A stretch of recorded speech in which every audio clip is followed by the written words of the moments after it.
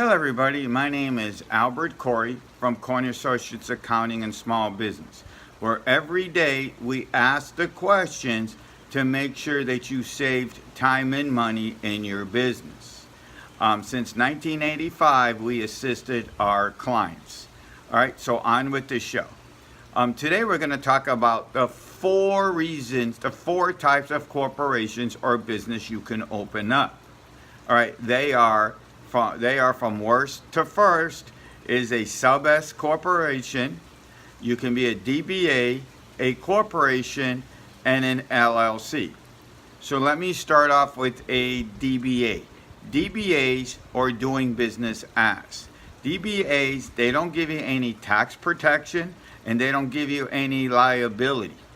Okay, so really what it's used for is that, like, say my name of my company is Corey and Associates. All right, so really, if I wanted to go sell red shoes and make myself credible, all right, I would then open up a DBA. So it's like kind of like changing the name, but you can go and say Corey and Associates have been around since 1985, so I can still go sell red shoes.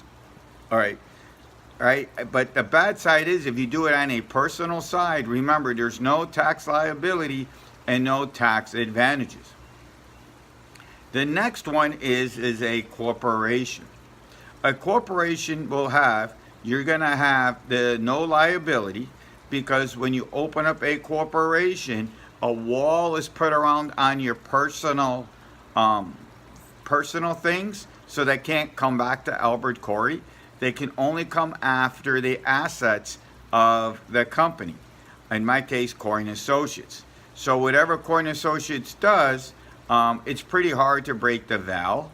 The reason why you have the company is, the example I always use is if you're a painter, and you pour paint on somebody's car, okay, you pour paint on somebody's car, they can't come back to Corey, they can't come back to Albert Corey.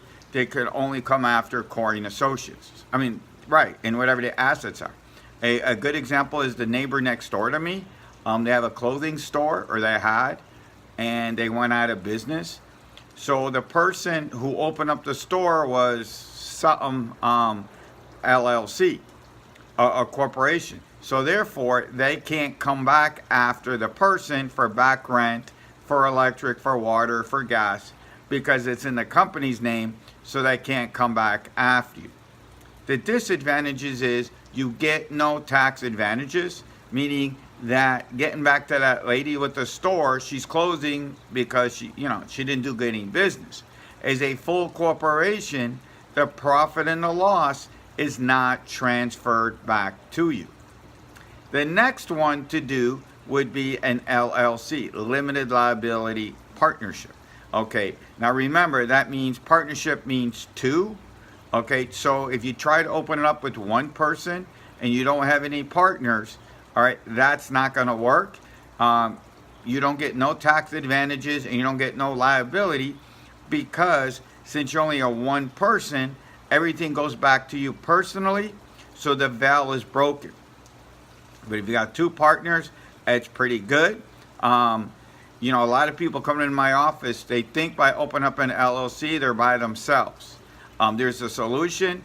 You file a 2553, and then you could be a one-person LLC and have all the tax advantages. An LLC, the profit and loss transfers or passes through to your tax, your tax return. Now, the final one is going to be a sub S company. This is the one I use the most, and most people don't understand, because it's really not written much. Everybody's finding stuff online. Everybody, they go to places, they're amateurs, and they don't know the industry. We've been doing this since 1985, so we know all the rules and tricks. So a sub S company, what you got to do is you open up a regular corporation in your state, right? You get the papers back, and now you fill out that one form, a 2553. That makes you a sub S company. To put it in simple terms, you're pretty much a one-man band. You're fully corporation. You got the wall around you. You know, you have the wall, so you don't get the so obviously, you know, you have the liability and you have the tax advantages. Remember, with a sub S company, everything passes down through you, so there you have the tax advantages. The disadvantage is it's not good for real estate because there's a $250,000 cap. But most of my startups coming out of the blocks is not going to have $250,000. I hope they do, but they normally, you know, most of the time they don't get to the 250 on the first year out. And the other thing is 14 partners. Well, I've been doing this since 1985, and people who come to my office usually don't have any more than that. Well, if you have any questions or comments, you could always put them below. If you're watching this on YouTube, if you're watching me on Facebook, or wherever you're watching this, you could always go to www.1040w2.com for your free consultation. We get back to you right away. We have a real office in Hialeah, Florida, that we're always there to answer your questions. Please like us, share us, and follow us on social media. Just look up Corey & Associates, and we're there everywhere. You don't have to take our word on it. Just follow just look us up on Google and you see what everybody thinks for us. Thank you, and have an awesome day. Oops.